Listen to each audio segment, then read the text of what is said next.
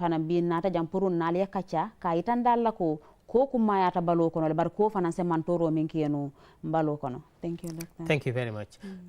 So first of all, I just want to give the benefits of salt so that people will be assured that definitely, yes, salt is important in our diet. We must have salt in our diet.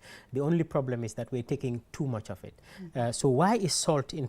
Because the person who doesn't take enough salt in their diet will also be ill, will also not be well. Salt is very important in many things in our body. The first thing that salt is important in is the fluid balance in our body. God has created us such that the majority of our body, if we were to melt our body today, the majority of it will be water. Therefore, there is a lot of water in our body, and there has to be some balance where the water is inside the body. And that balance is regulated, or salt is part of the regulation of that balance of fluid inside the body. Also, because it is regulating that amount of fluid in the body, it is also regulating our blood pressure. And we all know today that blood pressure, increase in our blood pressure, is a very important thing. So if we don't take enough salt, our blood pressures will be very low. But if we take too much salt, our blood pressure will not be controlled. It is also important in the acid inside the stomach, so that it helps us to digest our food. And also it is important in our movements. All our muscles that are moving, salt is important in those movements. These are just 4 that I'm giving now. I'll come back and give maybe another 3, 4, just to tell you that salt is very important, but there are many more than that. Mbokk yi lu ñoo njëkk def léegi nii mooy ñu waxtaanee xorom, parce que xorom lu am solo la loo xam ne nit war na koo lekka. Ki lekkut xorom atool, ki nga xam ne dafa ne man duma lekka xorom atool ci suma lekka atool kooku noonu tamit wérgu yaramam du demee noonu, parce que xorom lu am solo la ci biir wérgu yaram. Parce que so xorom mooy li nga xam ne ndox bu nekk ci suñ biir yaram bi, ndox bi dafa am ay place yum dee war a nekka ak ñaata fa war a nekk ci ndox, te yàlla daf ñu binda ñun lu ëpp si ñun ñëpp ci nit ndox la.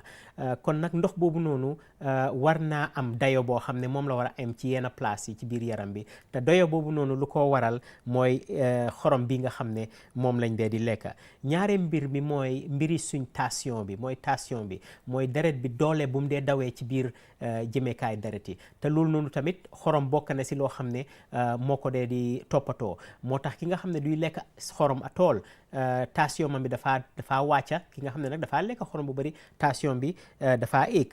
bokk na tam si li nga xam ne lekk bu ñuy lekk nii naka lañ ko dee jëfandikoo, xorom daf ñu dee dimbale pour ñu mun a jëfandikoo lekk boobu noonu. bokkat na si tamit ne lu ñoo yëngal suñ yaram bi nii yëpp, lu ñoo ooyee mosul si, lu tax muy war a yëngatu, xorom bokk na si li fa nekk loo xam ne dafa waral yëngatoom. yii ñeneent la rek yoo xam ne waxagum naa ko, dinaa demaati si yeneen ñeneent balaa ñoo ñëw nag wax ci mbiri xorom, naka lañ ko war a lekkee ak yan problème la day joxe ci wérgu yaram. Kadiatou mbaɗigol comme nga faale ñamen ko ala domola kummayañin anen ala landa tamboñin fana sa jannin be futa landa tamboñin namantoro lan se kummaya folo faale men keta ko kummaya bakele hadamadigol balo bala me yatinna ko ala e mol dale jio siyatan balo kono bakele bari ko ka futa tunkungo kono le mi ya lonko aka tunkundol bi je bala jato kono mi ya lonko aka jiol nyinta aka kanyandi anyanta ka kanyan tembo minto men ka yitandi ko hadama dingo men ka kodomo ani membo ka kodomo jata kende ya be men ka kodomo ganale balo bala dan membo ka kodomo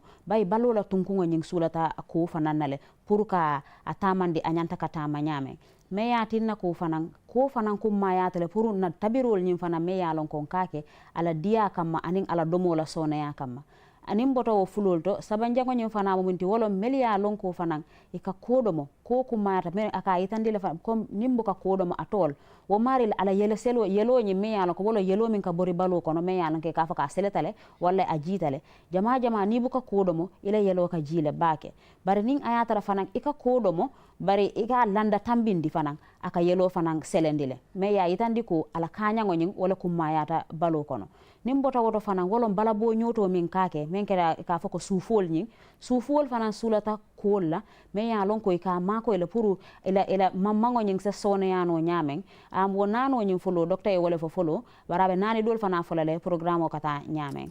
Thank you very much. Maybe we'll not even say some 4 more, because there are lots of them that are very technical, like enzymes, like all those things are very technical things. I do not need to go into them. But it is important also to know that our nervous system needs salt to function, so that we can feel things. We can feel this is hot or this is cold. We can feel that when we are standing on something sharp, we can feel it. So just feelings in general, salt is very important for that. Salt is also important in our kidney function, how our kidney functions, because kidney is one of the things that regulates the fluid, and therefore salt is also important. I think with this we will understand that there's a lot of importance of salt, and then now we will go to how we should eat salt so that we can reap some of these benefits. So mbokk yi dinaa jëlaate rek yeneen ñaar, am na ci yeneen yoo xam ne tamit ay liggéeyi xorom la, waaye yooyu noonu duñ ko mën a faram fàcce bu baax ci wolof, wala si nga xam ne jàngul mbiri docteur, moo tax yooyu dinaa ko bàyyi gannaaw. Waaye lu ma wax rek mooy yeneen ñaar yi nga xam ne dinaa ko ci yokk léegi nii. Benn bi mooy suñu yëg-yëg, nu ñoo yëgee lu tax ñu mën a yëg ne su ma laalee lii dafa tànga, wala su ma laalee lii dafa sedda, wala dara dafa ñaw ba nga xam ne damaa jéem du ma gaañ. Yooyu noonu yëg-yëg yooyu noonu yëpp xorom bokk na si loo xam ne dina la di dimbale ci yëg-yëg. Suñ kidney si tam lu ñoo ooyee kidney si naka la moo liggéey, xorom bokk na ci loolu noonu tamit. Kon yii mooy ay njëriñ yoo xam ne xorom am na ko, kon kenn warut koo réeree mbir ne wax dëgg yàlla ci suñ lekk yi xorom war na cee nekk. Léegi nag ñu mun a dugga nag ci ñun naka la ñoo lekkee xorom ak naka lañ ko war a lekkee. Mbaɗigol comme ngafo ñamen ko kumma yata bakele balo kono mais ya tinna ko a tunkugol warata bakele pour ngaɓe faaliye bari ka yitandalla ko kumma yata bakele balo kono men ka tinna ko e baloñin pour ala kalamutan ɗo ka yitandi ko hani yatara fengiye ma comme yalon ko fenne ye mbarama walla yaje ko mole ma comme i baloñin na kalamuto ñama kaje dolbi je ka fo ko mbukam mbulo kalamuta walla nin tamata hani feye mbarama mbuka kalamuta ko kumma yatal because ko ke mako le pour ila baloñin na kalamuta ndi ñaañi aning fanan ko kumma yatale kaje ko doctor, what is the other one is the kidney function. The kidney. Our nervous system, then the kidneys. Okay. Kidney function. Kufu kafol nying wala melbe balo nying kono ayla tamandi nyaani wala pour jala muto nyi wala melka mara jala muto nyi na ka sonsong balo nyi bala ko fana kumma yata bake o fana tole memba jela ko la kumma yaani a warata bake le bari fana be futala fana me ya lonko ko fana na mantoro wala ala landa tambo nyi fana aka mantoro min ke mbo fana yitande lala. Thank you very much. So now we come to how much salt do we need? Every adult person, how much salt do you need a day in your diet? And according to WHO, what we need per day in our diet, the whole day, that means breakfast, lunch, dinner, one person, what you need is about 5 grams. Now 5 grams, if I am to measure it for you, I have some salt here and a spoon. So breakfast, lunch and dinner, what I need in salt, this is actually very nice salt because it is our sea salt that we normally have here. So what really a human being needs is just this spoonful of salt. So for the whole day, what I need in salt is this spoon as a person. So that means that if I am to check, if I am to divide into 3 so that I know what I need for breakfast, what I need for lunch, and what I need for dinner, then that means that probably this is what I will need for breakfast, the same amount is what I will need for lunch, and the same thing that I will need for dinner. So this is about the whole spoon. If you fill it not too much, if you just fill it until it is full, it's about 5 grams. And according to WHO, that is what every human being needs in terms of salt per day.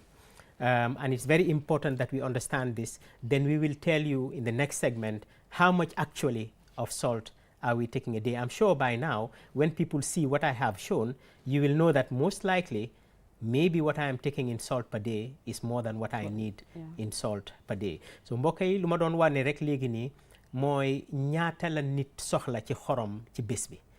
Wax naa ne bés bi yëpp ba bés bi jeex suba ba ngoon soo ko seetloo ñaata ngaay nit ci xorom ci bés bi mooy lu tolloog kuddu bi mooy 5 gramme lu ñoo ooyee 5 gramme lu tolloog kuddu bi nii ci xorom. Kon su nekkee ne man bés bi ba bés bi jeex lii laa nit ci xorom kon dafa mel ni kon su nekkee dama ko divide si ndekki añ ak reer xëj na ndekki lu toll nii laay soxla añ ma tolluwaati ma soxlaati lu tollu nii reer ma soxlawaati lu tollu nii kon loolu mooy li nga xam ne moom lañ soxla ci xorom ci bés bi kon nag man óor na ma ne léegi nii képp kuy seetaan lii su ko seetloo su xelaataatee bu baax xëj na dina xelaat ne man ndekete lu ma lekk ci xorom ëpp na li nga xam ne man moom laa soxla ci xorom ci bés bi loolu laa bëgg a commencé waxtaan bi léegi nii Kadiatu mbaɗigol comme nga yitandal la ñaame kola kummaya harmaɗigo balu kono mais ya yitandi ko WHO ya yitandile ko harmaɗigol balu kono mais yalan ko tilo mume ɓe e ñanta ka ko appo min domo comme ila tabirol to walla ɓe balula ko la minna wolom amañanna tambila ñin do sa faña kilenti tilo mume that one is too full Kadiatu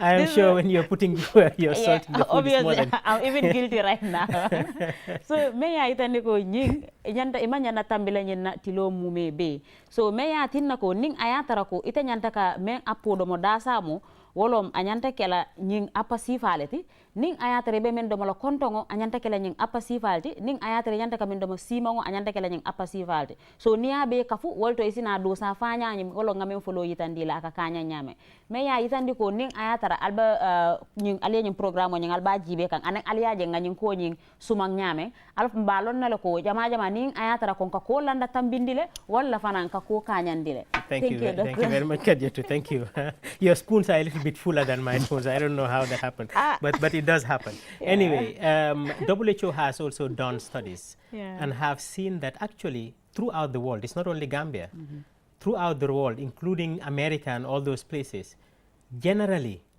people take about 10.7 gram of salt a day which is about twice what you need that is what people are taking generally I know that in the Gambia here, when our women are cooking, we don't cook for one person, unfortunately. We don't, when we're cooking, it's not only for Abubakar that they're cooking about 6, 7, 8 people. But I know that when they're putting salt in the rice, it's a hand. Then you put it in the rice. Then you start now cooking the sauce, and it's also another hand inside the sauce. and if you divide that by 10, I am sure you'll get more than this spoon full of salt. And the sad thing is that it doesn't stop there. By the time they put that salt, it's not enough. They now start putting one of these. I'm sure the cameras have gone into some of these things that I have put on the plate here now. Maybe we can zoom down on it. We start putting one of these things inside. And I don't know how many Maggi cubes you normally put in your food for about 5, 6 people, but I'm sure it's a lot. And each of these Maggi cubes is about, I have just looked at it now, I have looked at the label. This is 10 grams. And in fact, if you read what is on there, I have read it also today, you find out that 54% of what is here is salt. So that means that half of this is salt. That means that me as a person, if I eat half of this, in one meal, I have exhausted my requirement for salt immediately. If I take half of this one, I have exhausted my requirement for salt. But that is what we are saying. We are saying that definitely WHO is right in the study that they did that most people are taking more. And if they're saying that people in America are taking about 10 grams per day, I am sure that in Gambia, maybe we're taking about 20 grams a day, or maybe 30 grams a day, because we're not measuring how much salt that we're taking, and we're adding so much salt in our food by adding all these things. All these things, I have read them, and I have found out that majority of it is salt. If you open any of them, more than 60% of it is salt, and therefore we are adding salt upon salt. And then the problem is that by the time we have that same food on the table, there will be also some salt in a shaker next to it, and some people will even add some salt, or some people will use one of these sauces and add it there. So therefore there is no doubt that we are taking too much salt. And what I will do now is, next segment we talk about what are the bad things that excess salt we are taking is doing to our body. mbokk yi lu ñu doon wax léegi nii rek ci gàttal mooy ne comme nuñ ko gisee rek lii lañ soxla ci xorom comme nu ma ko wanee, waaye óor nañu ne Gambia fii nii ñun nuñ dee di toggee xorom ëpp na li nga xam ne moom lañ soxla parce que loolu lañ doon waxtaan léegi nii ñun duñ dee toggal benn nit meluñ ni tubaab yi nga xam ne benn nit la ñoo toggal wala ñaari nit la ñoo toggal su ñoo toggal si kër gi ñëpp la ñoo toggal waaye jigéen ñi yëpp nuñ naka lañ dee defee xorom duñ ko dee peese sax da ngaa jël rek ku jël loxoom suppa jëlaati beneen loxo suppa door a mos sax seet na xorom bi doy na ndax xorom bi doyut nga gis suñ paree ci loolu noonu maalo bi am na ñoo xam ne suñoo togga seen maalo duñ cee def xorom man loolu seetlu naa ko ci yenn dëkk yu nga xam ne tukki naa fa maalo bi dee am xorom soos bi rek dee am xorom waaye ñun dinañ def ci maalo bi xorom dinañ def si soos bi xorom lu ci gën a métti nag mooy après suñ defee loolu noonu yëpp nga gis nag ñu yokka si suñ safal yi nii nga xam ne moom la safal yi léegi seet naa ko gis naa ne bii nii 10 grammes la 10 grammes mooy ñaari yoon li nga xam ne moom laa soxla si xorom kon bii nii genn wàlla gi wala lu ëpp a genn wàlla gi yëpp xorom la te ñu ngi ko fa binda nekkul ne binduñ ko fa de ñu ngi ko fa binda kon ki nga xam ne liir na ko dina gis ne genn wàlli lii yëpp wala lu ko ëpp xorom la kon dafa mel ni man su nekkee ne 5 grammes laa soxla ci xorom ci bés bi kon su ma lekkee benn ci bii nii genn wàlla ci bii nii mooy 5 grammes kon man lekk naa xorom bi nga xam ne moom laa soxla yëpp kon nañ ko xelaataati jigéen gi def na xorom ci loxoom bi defaati xorom ci loxo mu jël bii nag xaw ma ñaata lañ ci dee def léegi nii boobu noonu uratut ma léegi nii ñaata cube sooy toggal kër gi nga xam ne juróomi nit fukki nit a fa nekka ñaata si cube yi nga dee dugal pour mu neex xaw ma ñaata lañ dee dugal waaye óor na ma ne lu bari lañ ci dee di def te soo ko seetloo kon dafa mel ni ñun lu ñoo lekka ci xorom mu ngi mel ni ñeneen ñi ëpp na leen sax parce que Amérique ñoom def nañ fa gëstu gis nañ ne ku nekka ci Amérique ci boppam dañ dee lekka ñaari yoon luñ soxla ci xorom mooy 10 grammes te man óor na ma ne suñ defoon gëstu boobu noonu fii nii wax digga yàlla foog naa ne sax war nañ koo def dinañ gis ne ñun dañooy lekk lu tolloog 20 grammes wala 30 grammes ci xorom lu ñoo ñëw nag waxtaan si su Karjatu pare mooy yan mooy loraange yi nga xam ne ñun nu ñoo lekkee xorom nii daf ko dee def ci yaram bi Karjatu mbaɗigol comme kumola sutiya kamma docteur bota may yitandi ka wolom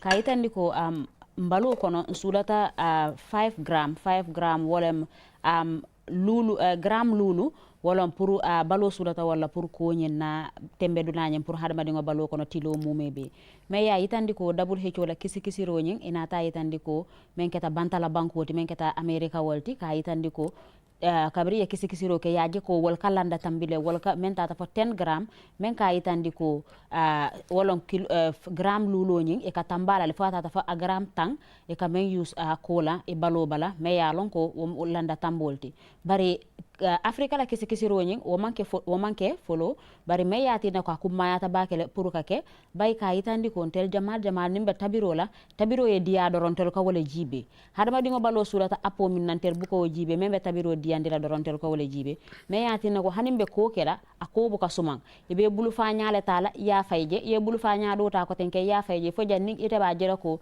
ila mano nyin ko jiyo nyin akanyante ya yene ngo sole den yana ila jiyo nyin sonso walle bakela nyame yake wo nyama ado amanke comme ni yake mano nyin kon ibe soso nyin fanan tula jele soso fanan ibe ko do kele jele adum fanan men tata ka ya itandi ko kanyin safalol me use tenting wolom nyin jimbol nyin magel ni nyilti ya itandi de ko 10 grammes wolom nyin ala dadaro nyin ta ya safaya balale ko la 10 grammes ay wala soto adum double hecco ya itandile ko hadama dingo ballo kono tilo mumebe anyanta ka gramme lulu le soto so me yatin nako nyin dinkili ngada madama han yewdo mo ete tambita tilo mumebe le nyanta men do le ladda tambo kele fa pareta me ya itandi ko jeng la half dama ni yewodomo tilo mumebe imanyana ka kodomo kotenke so me yatina ko nintel be tabirola nintel be nyenkela jele be takkela jele be jongel nin fensi fa jamal tala be kela tabiro ko dole me yayitandi ko wodam mamu landa tambolti me yatina ko nin kisi kisiro ketan na jamma fa wodam ma yayitandi ko nintel tambita gram lulu la maybe membaje de gram tan saba fan sa kenoje me ya lon ko be mu mantorolti mbalo kono même nimbota janto sa yitandalla ko ka mantoro min fananke hadaba dingol balo kono thank you very much Karjatu very clear.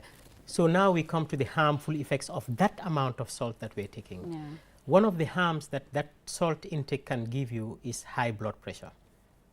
And therefore, there should not be any surprise. We should not be surprised that in the Gambia today, if you look at every 3 adults, one of them has high blood pressure. Yes. Such a high number of high blood pressure patients. We never had this before. If you look 30, 40 years ago, our old grandmothers, grandfathers, they didn't have this amount of high blood pressure. But today, the sad thing is that, Khadijatu, even the people who come with high blood pressure, usually before, by the time you're 50, 60 is when you get high blood pressure. If you know, in our clinics now, the people we are seeing with high blood pressure are in their 30s, late 20s. Then they already have high blood pressure. So that is very sad. And therefore, I am not surprised because of the amount of salt we're taking. And we know that salt can cause high blood pressure. It's one of the things that can cause high blood pressure. The second thing that salt can harm us with is our kidney function. And today in the Gambia, we are having a lot of people with kidney failure. You go to Banjul, to the dialysis unit, you will be sad.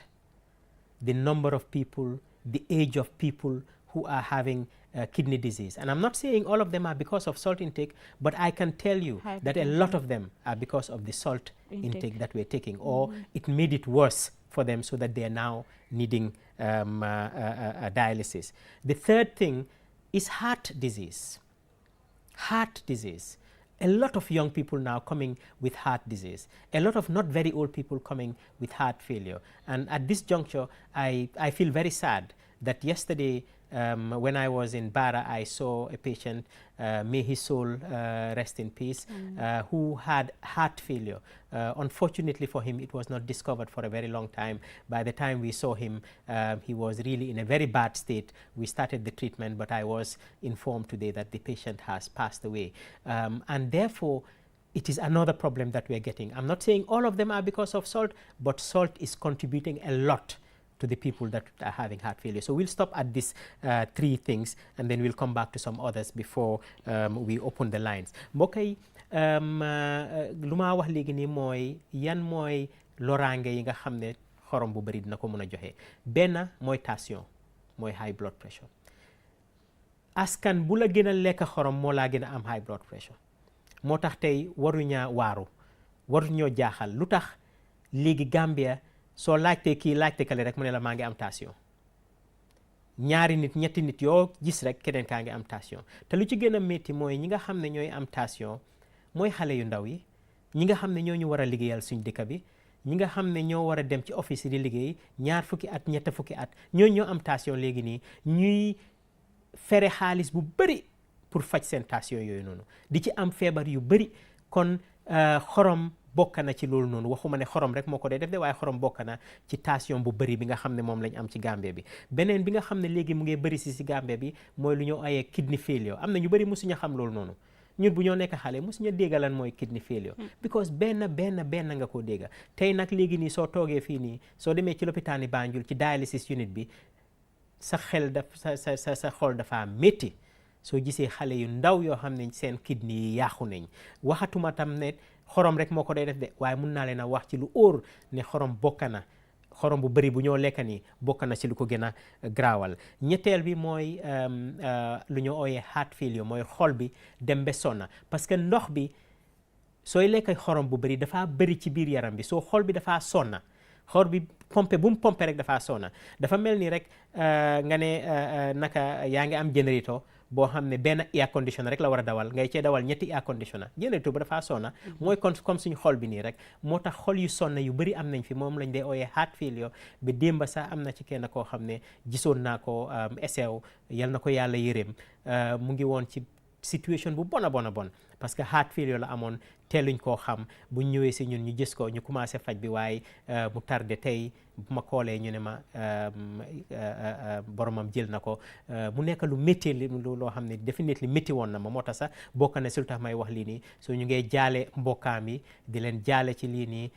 xibaar bu tiis la, xibaar bu métti la, waaye waxuma tam ne xorom rek a ko def de, waaye mun naa leen a wax ne xorom bokk na si li nga xam ne gën na koo graawal ba mu egga ci lii nii Kadiatou. mbaɗigol nimbota woto sina ko la mantoro mi yalon ko akake mbalo kono anin kaje ko fanan mbem fantan kalano nyamen akurangol la wolom kam fantan ka ko do mo bala me ya yitandi ko jama say ñi yele selo min be siyarin sati kono tenti itata dawuda yele selo ni momo ñinin kan tenga yele selo soton tenga yele selo soton ma fo ko koda maleka yele selo sabu bari ko mu ku kuma balti mi ya lon ko akafota le me ya lon ko wolom milka yele selo soto abe kafurin akono jele so me ya tinna ko fondinke wol mi ya lon ko say sanji muang e buka sanji muang on banka dun tan tan sabu kono fa isaje ko wol be yele selo soto le me ya itandi ko wolle nyanta kala sinin sama ke balti sinin sama alfal sinin sabe be marala dulalla mel ya tinna ko kabrin sayeng walla jata kende anyin abe jita men ka tinna ko amanke fentina manke yele seloti me ya lon ko nsem fantan kanu wala le wolom ka ko domo nyin ka apo nyin tala ni bota woto yana kidney failure mo be ya lon ne ko ni kuran ne mi ya lon ko abala fa warata bake le me ya tinna ko ni tata banjon lopitano to ni dunta dialysis dulato ni yeje ika sunule bake because ika jele la alhalo nyimbe nyamen ila ko ka bala fa sembo ka wara bake le me ya tinna ko mafo ko da male fana ka sabu hada ba dingolla bari ko be kafuren ko kuma kono le me ya lonko aba kafurene puru men ka o mantoro ke hada ma dingol balo kono ni bota woto fana yana jisu problème o fana sayang asiyata bake sate kono le me ya tinna ko dol ka kalamuta juna dol buka kalamuta juna inabe tala itel malong so me ya tinna ko jisomo fenneti mi ya lonko aka pompile wato watabe yelo nyin pompila bari nin ayatara ko ituta ko nyin domola mi ya lonko alanda tambita wato wati amu fenneti mi ya lonko balo sulata minna ni atare ba forcer la amu fenneti mi ya lonko afana ka batale adun alo batanyin wala ka sabu fa e problème o soto adina atina e sambanola men keta ko docteur be o family mi ya lonko kunun ay ila sasa toje bara lopitano kono me ya lonko ala na taala wato sindi bi ka ay kolin ke je ka banta abe sangonyi ngabe ya alama ala yam foke sabante fure nyim fana abe duale be. Thank you very much. Thank you very much. I'm just going to go very quickly through because the time is going. Then we are going to open the lines. Some 3 more harms that salt can give. One of them is gastric cancer. Actually, there are studies that show that those who eat more salt have more gastric cancer inside the stomach. And those who eat more salt have more obesity. They are bigger, and we know of so many health problems with obesity. We cannot go through that now. And those who take salt, their bones become weaker quickly, especially for women who have something called osteoporosis, which is weakness of the bone. By the time they grow older, their bones get. But I'm going to just sum it up with one number, which is that WHO has estimated that every year about 1.89, almost 2 million people die because of excess salt intake. Every year, 2 million people, let's put that in our mind, die because of excess salt intake. And I am sure some of those people are here in the Gambia dying because of salt intake. So salt, we have to take it with caution. mbokk yi dinaa jox rek ñetti mbir yoo xam ne tamit bokk na si li nga xam ne loraange la ci xorom ñu mun a ubbi line yi ñu mun a waxtaanee lii nii benn bi mooy ne xorom xam nañ ne dina dee def cancer ci biir bi. am na ñu bëri ñoo xam ne ñoo am cancer ci biir bi ñu dee lekk xorom ñoo ci dee ëppale. beneen bi mooy rëyaay bu ëppa. mooy ñi nga xam ne seen yaram dafa ëppa dayoo loolu noonu tamit ñooñu noonu soo leen seetloo ñu ci ëppa yëpp ñoo dee di gën a bëri xorom ñi nga xam ne seen yaram ëpput noonu. ba pare tamit am na ñoo xam ne suñu demee ba mag comme jigéen yi seen yax yi daf dee di xaw a oyof ba nga xam ne luñ daanu lum ndaw sax ñu dama ñooñu noonu tamit xorom bokk na si nga xam ne daf dee waral loolu noonu. waaye suñ ko bëggee tëj yëpp rek mooy ne WHO def na gëstu tamit mooy mbootaay WHO nga xam ne moo yore wér-gu-yaram yi àdduna si yëpp. gis nañ ne at bu nekk ci àdduna si lu tolloog 1,750,000 nit mooy rek 2 millions ci ay nit dinañ dee di faatu te lu leen faat mooy ne xorom bu bari lañ daan di lekk kon nañ bàyyi loolu noonu suñ xel ñu xam ne xorom baax na de waaye ñu seetaati naka la ñoo toggee suñ demee ba jógee si lii nii dinaa fi joxe benn maye man nag du ma dee joxe maye waaye tey moom bëgg naa joxe benn maye boo xam ne ci mbiri xorom la loolu dañ ma ko waxoon ma reesi ba sonna moo tax dinaa ko wax tey fii nii tey xëj na dina reeloo nit itam tuuti waaye we go on to that in Mandinka mbaɗigol nin boto woto sina nse continue kola mantorola pour haɗamaɗigo balu kono mais ya yitandi ko domo bañing a sabunole pour wolom mel ka ñing kono la cancer soto men kete ka fay ko gastric CA wolom gastric cancer kono mais ya tinna ko be kafurin o kono le me ya lan ka sa mantoro ka sabuno haɗamaɗigol la ni boto woto wolom haɗamaɗigol mi ya lon ko comme ça katuma musul ni tamata ɗo man di baje ni ka keba ya doro e kulol kono ka feya hani i boyta damandin doro yamo e kaari katitale ni mingo min ketele kulole cokol kono ka taraki dimi wolmo fenneti mi ya lon ko fanaɓe kafurin a mantoro kono le mi ya lon ko akake nin mbota woto fanan comme ka akumo beta ka be kummayañin fo min ka yitandi ko WHO wala melbe mararin duniya be la jata kende yañin na ila kisiro ya yitandi le ko nin ayatara mba a nomba fenko ñim beta la mba kafula ño min ga ko million killing wuli keme sey anin kononto ni koy bobe kafula wala be kala million fula sango sang wolle ka fa ngiri ñin kodo mo ba so mi ya tinna ko wo kisiro ñin Gambia fo ngase kafuno wo mol kono le mi ya lon ko e ka foyi niyola ngiri ko la mantoro ñin mi ya tinna ko mayata balo kono bar ko fana na mantoro sembo warta balo kono mi ya tinna ko ñin ñanta ka mol karandile comme ma foy kana kodo mo bari fanan yeko apodo mo mi ya lon ko balo sulata walla e kana landa tambinde. You know, advertisements are very important. and it is through advertisement that many people do many things. Yes. And the business people know that. And actually there are studies done also to show that spending money to talk to people about salt intake can have a great return. And I remember this advertisement when we were kids. When we were children, there was no QTV, there was no GRTS, we were watching RTS, which is the Senegalese TV during that time. And we knew a lot of things from Senegal because that's all we were watching. That's the only TV that was available in the Gambia. And they used to make an advertisement, Bon Appetit Aromagie. You know, it's a very nice song and very melodious song. And therefore, one of my brother's wives, I'm not going to name the name, once told us this joke that they had some guests from Senegal, and you know, when Senegalese French people are eating, they say bon appetit. Bon appetit means that have a good appetite. And then the lady was there with them and said bon appetit. All of them replied aromagie, you know, thinking that that is the correct answer for.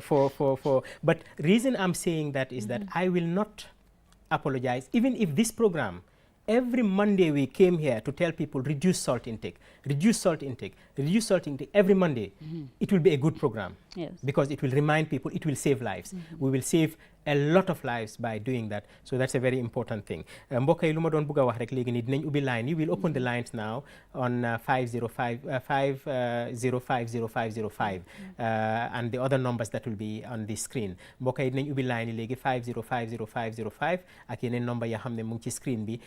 Dinañ leen wax nag yi nga xam ne moom la ñoo jéem a def ba nga xam ne dinañ wàññi xorom parce que xorom lu ñu war a wàññi la ci suñu lekka waaye lu tax nag ñu dee lekka xorom yi ak ay magi yi ak ay takk yi ak yeneen yi nga xam ne sax xaw ma seen tur ñu ngi fii nii ci plate bi lu tax ñi ko dee lekka lu ci bëri advertisement yi nii la mooy lu ñu dee dégga so nag maye boobu noonu may doon wax noonu am na ci benn suma jabar yi mbokka yi du ma wax kan la exactly waaye moo ñu joxoon maye bii nii mu ne parce que Sénégal ñun télé Sénégal rek lañ daan seetaan bu ñoo nekk xale yeneen télé yi QTV amutoon GRTS amutoon yooyu yëpp amutoon ci suñ time yi xale yaay ñun so télé Sénégal rek lañ daan seetaan te ñoom dañ bëri woon advertisement yu neex yoo xam ne dañ ko daan advertise benn mooy aromagie bii nii nga xam ne mooy bouteille bii nii nga xam ne moom lañ am ñëpp xamoon nañ ko parce que ci advertisement yooyu noonu so ñuy wax ne bon appétit aromagie mooy sooy ñëw ba di lekka français yi dañ dee wax ne bon appétit mooy yàlla nga mun a lekka bu yàlla lekka bi rees daal wala façon yooyu noonu soo ko waxee français bi daf laa tontu ne la tam bon appétit moom tam mu ñaanal la the same thing waaye ñun demoon nañ ba foog ne loolu mooy français bi mooy bon appétit aromagie soo mu ne dañ amoon gan mu ñëw gars yi commencé lekk rek kooku ne bon appétit ñëpp tontu ko aromagie so te loolu bokkul ci français waaye boobu mooy maye bi waaye ñu bàyyi Kadjatu mu tontu loolu noonu waaye call bu ñu am rek dinañ ko déglu 5050505. The lines are now open on 5050505. This is a very important topic, and I have a feeling that even next week I might repeat it, because this is something that is really, I want it to reach the whole Gambia. I want to see the diet in the Gambia change so that our salt intake will be less. And if we do it, we're going to have a lot of health benefits. And if we are used to food with less salt, we are going to be able to eat it with good appetite. I can tell you that. Kadiatou. Mbadingol comme nga ayitanda la nyame men ka tinna ko kola kumaya anin kola mantoro mbalo bala me ya yitandi ko yin advertisement dol men fanan kaketenting wolom comme ka yitandi ko wato wati ibe nyin tabiris fen bagasi do bonde ba fala jimbo bije ba fala jongel ni nyin fen tabiris takhol ni nyel me ya yitandi ko wol fana mu fenneti mi ya lonko nin ayatara ko kola mantoro nyin fanan sekari yitandi no bake molla abe kala kuleti mi ya lonko hadma dingol be karanna jele adum fanan e balon na le fana kola appo men nyanta ke balo nyin bala. So me yatinna ko docteur be no fenka dole fokanno me ya lon ka tambitala do wala te dindi ma wato ni wayatara ko QTV man soto RTS man soto ka RTS wan le jibe me yatinna ko wolka advertisement o men ke me ya lon ko ila advertisement ol ka dia e ka tara fala ko bon appétit comme ni be domoro le ka foy ko bon appétit wolom ay comme ji kayra kono comme wosifal so itel nata ka je ko ka bring e ka fo ko bon appétit so e ka fo aromaji bon appétit aromaji so aromaji nying itel ka wala advertise wo nyama so me ya tinna ko labango itel nata ka mira ko nimmen ko ite ko bon appétit inyanta ka fayne aromaji ya bera bebe kafri français kango nyinne kono me ya tinna ko lumbe sile comme ening mobe siring o ko bon appétit itebe ko aromaji because ya mira ko wolom wala jabiroti me ya tinna ko ni woko e bon appétit nyanta ka fayde fada bon appétit wolom ka duwaño e domoro la tembola.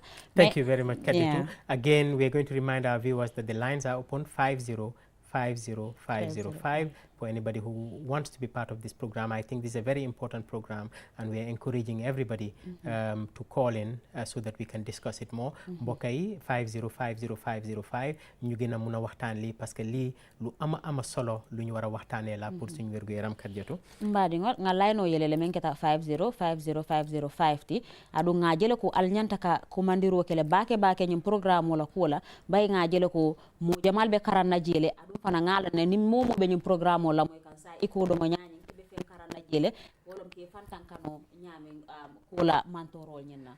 Usually by this time we have a lot of calls coming in, so I hope people are not angry with me that I'm going to make their food not tasty anymore by advising them that they should put less salt in it. But I'm going to now go through some of the things that we can do to reduce our salt intake. Obviously, the first thing is our cooks, our mothers, our sisters who are in the kitchen cooking, let them start thinking about this and let them slowly. You don't need to do it at once. You don't just need to say that today I'm going to stop all salt, I'm going to stop. I have not said that salt is not important at all. I'm saying it is important, but we have to try to, we have 10 people in the house and we have 3 meals in the day. Let us remember that. So 10 people in the house, maybe each meal you will need about 1 to 2 grams of salt. So let us make sure that by the time we're putting salt for 10 people, we don't put more than 4 spoons of salt in it for those 10 people, because then that might be what they need for one meal, and we reduce it. The more we reduce, the better for us. So please let us think about that. So our women, reduce the amount of salt you're putting in.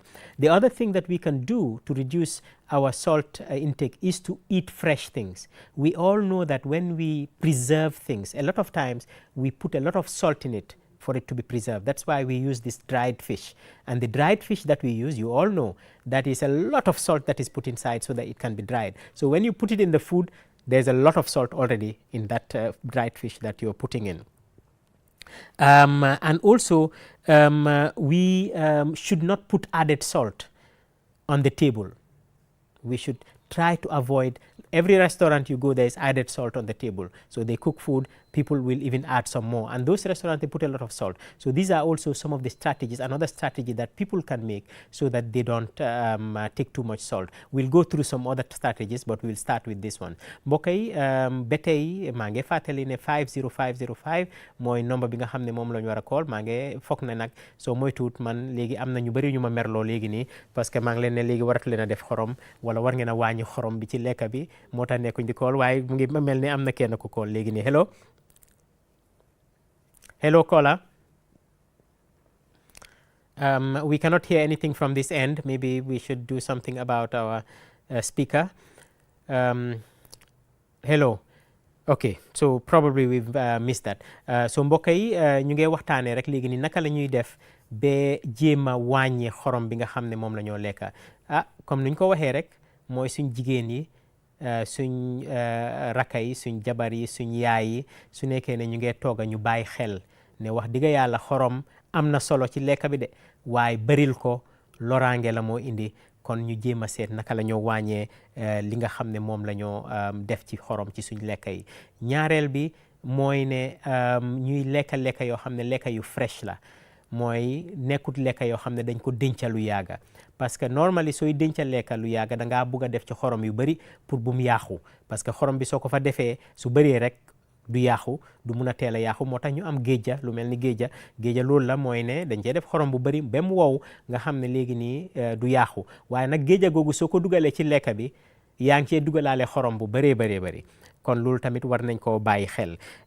ñetteel bi mooy su nekkee dem nañ ba teg lekka bi buñ amati beneen option yi yokka xorom buñ jegeñal xorom foofu noonu sax nga xam ne léegi ni nit yi duñ bu xelaat ne dañoo yokkaati xorom ci biir lekk yi ñetta la yoo xam ne mun nañ koo xelaat waaye nag dina mun a am yeneen yoo xam ne su nekkee ne time mel nañ ñu dinañ ko mun a waxtaanee waaye nomba yi ba léegi nii 5050505 wax dëgg yàlla lii luñ bëgg a waxtaanee la su nekkee tey amuñ ko la nu ñoo def mooy next week dinañ indi waati programme bi ni wax ci tuuti rek dañ ñu teel a ubbi line yi nga xam ne nit dinañ mën a dugg kat jato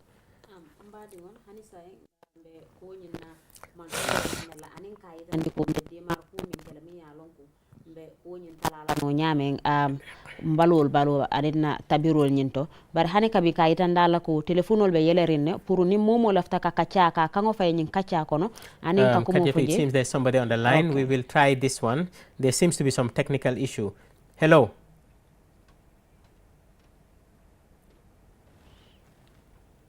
Hello. We can't get any feedback here on the studio, so there seems to be some technical issue. So maybe we'll get them to sort that technical issue out, but you can continue the discussion, Kadjeto. Menketa line be yere menketa 5050505 di ka itandala ko hani kabi alsalla kumandiro kinole nga jere ko technical demanding globe covering telephone la ko la baral se call in continue no le kake bari nga itandala fana ko nsa kafuno nyamen ka tala wolom ning ayatara ko yalon ko be tabiro ke kan mo lulule amanjeri yebulota ya fandi fa bay ko gram lulu ni ya estimate ibajele ko hani yatara ko ya do sa nyaani wala nga do sa me itandila ya do sa nyaanani ke wala yake damandin nom amanke forcé wote pour ka foko ka bula because ko fara wo fenet mi yara kuma yata balo ko bara landa tamboni wala ka mantoro nyin sabu nim mbota woto fana nga nyin jejalo wala nga kata watu watin ka domor fresre ngo tabi wala comme ni nyelte nyi kutol ni nyin fendol because nga jele ko ni lafta ko min na nyer kana tinya jama pour ka ja nka ko jamal le kije pour ka je ko fente kelala akana tinya. We have another person on the line. Let us hope that we can get him through. Hello. Hello, caller. Yeah, I think really there may be a problem with our speaker system here in the studio because we really can't hear anything from the caller.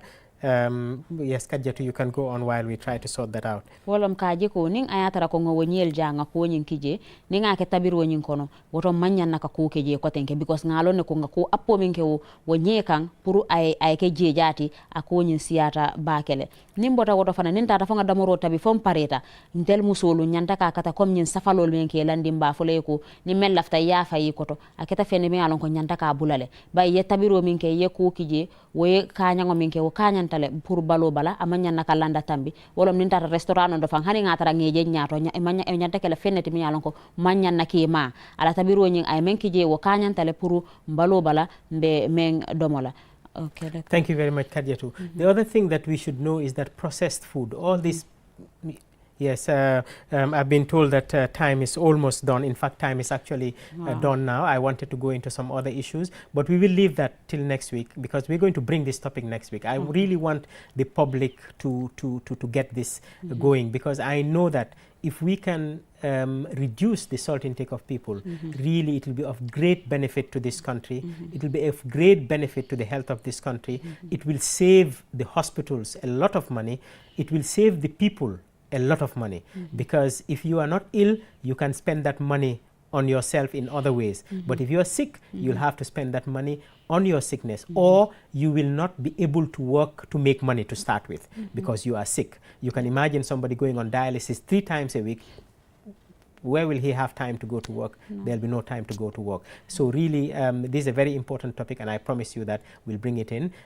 So what I will do is just get Kadiatou to say goodbye to our viewers in Mandinka. Then we will say goodbye in Wolof and finalize this program till next week. Mbadingol wato yen sonyinela bari janimba ofenko programme nyin kumfala kayitandalla ko nyin programme lokun na la fana mba programme nati lali ne adum fana be laynor fana yele lali junale comme ka je ko fengo fel lafta ka cha fayje ise ka cha fayje nga programme gana fanondi kayitandalla ko ka mantoro minke hadama dingo balo kono anum fana ninka ka cha nyin continue wolom jata kende ya nyin fana be siala nyamen sati kono bay ka je ko fondinkewol mi yalon ko kany yele selol ni nyin sasal soto ikata fenneti mi yalon ko be ka furen jele adun ninga kata fana fok nga ko nyin mantoro nyin tala abe kala kulti mi yalon ko hadama dingol be jata kende ya soto lale sati fana bitano nyaato le bay nin jata kende ya soto ta fondinkewol be do ko kiyeno lale fondinkewol be kodo nyin dundi dulal soto lale me ye fisa ka sambalo pitano to walla ite fongo fang ite do ko fo kiyeno la because ni sufu wol lam fata walla isasa ta sasa me yalon ko ite tanen na kiyeno la